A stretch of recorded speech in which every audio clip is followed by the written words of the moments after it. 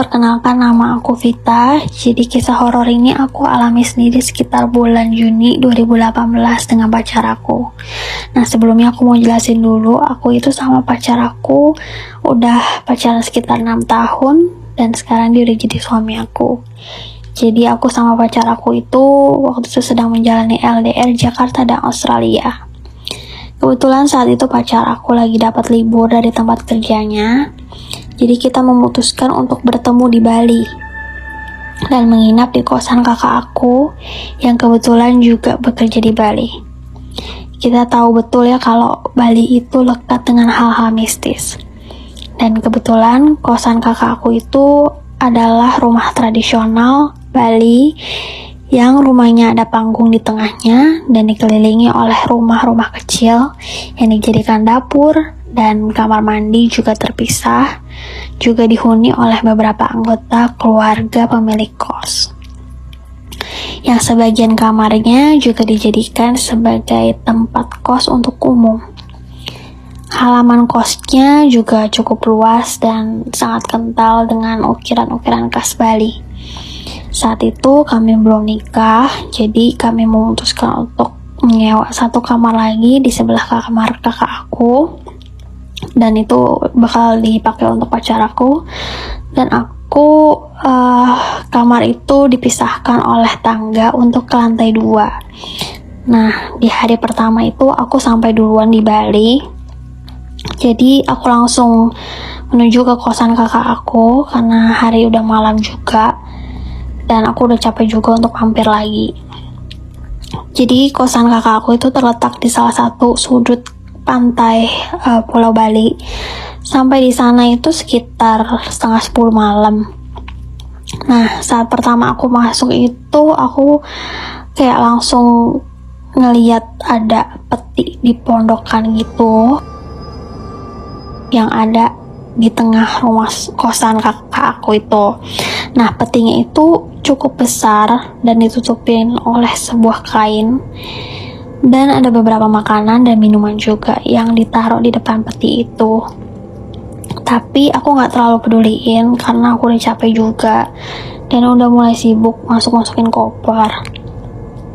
Sampai di depan kamar kakak aku mulai beres-beres dan mulai untuk siap mandi. Karena posisinya itu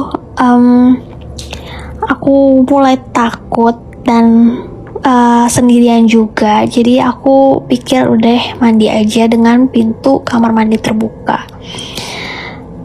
Kakak aku itu lagi pergi kebetulan sama temennya, jadi ya udah aku ditinggal di kosan sendirian.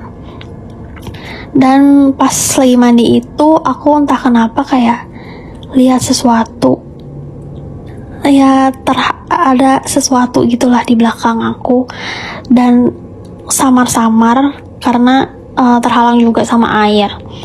Dan pas aku lap mata aku, ya ternyata ada sosok wanita di depan pintu kamar mandi aku yang terbuka itu. Langsung aku kaget banget karena aku pikir kalaupun itu orang, aku masih inget kalau pintu kamar kosan aku tuh udah dikunci. Mungkin kakak aku udah pulang kan, aku pikir. Nah, ya udah aku langsung lap lagi muka aku dan memastikan apa aku salah lihat. Tapi ternyata aku kaget banget, ternyata itu ada sesosok wanita yang sekitar umur 20-an, aku inget banget. Dan dia pakai baju kebaya Bali warna kuning.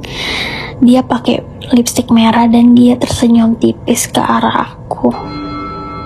Sontak aku kaget dan langsung usap-usap lagi mata aku, dan ternyata wanita itu udah hilang. Dan sejak malam itu aku masih diam dan gak bisa cerita sama siapapun karena aku kaget banget. Setelah aku pikir-pikir, mungkin aku salah lihat kali ya.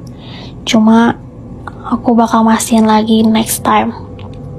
Nah, besoknya pacar aku sampai di Bali dan menginap di sebelah kosan kakak aku. Siangnya kita pergi makan dan aktivitas jalan-jalan seperti biasa.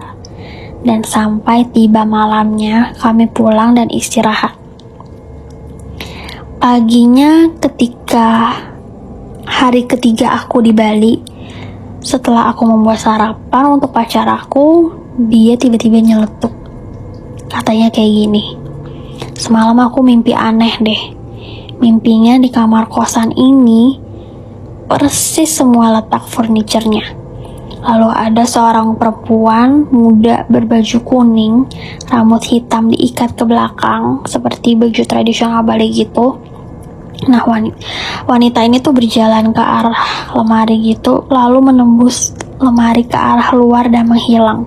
Aku tuh gak kenal siapa perempuan itu. Terus aku kaget banget pas dia cerita kayak gitu, karena semua deskripsi yang dia sebut itu tuh sama persis seperti yang aku lihat kemarin itu.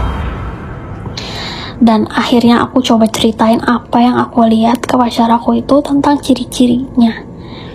Dan akhirnya sore harinya aku coba cerita ke kakak aku, karena kakak aku tuh emang pada dasarnya dia bisa lihat hal-hal yang kayak gitu.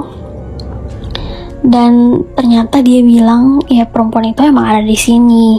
Biasanya mau ajak kenalan dan pengen tahu kalau dia itu juga ada. Terus panggung itu juga ada jenazahnya. Mungkin karena kita berdua ini baru di sini. Ya, jadi itulah cerita pengalaman horor yang pernah aku alami. Semoga bisa memenuhi asupan horor kalian ya. See you di next story.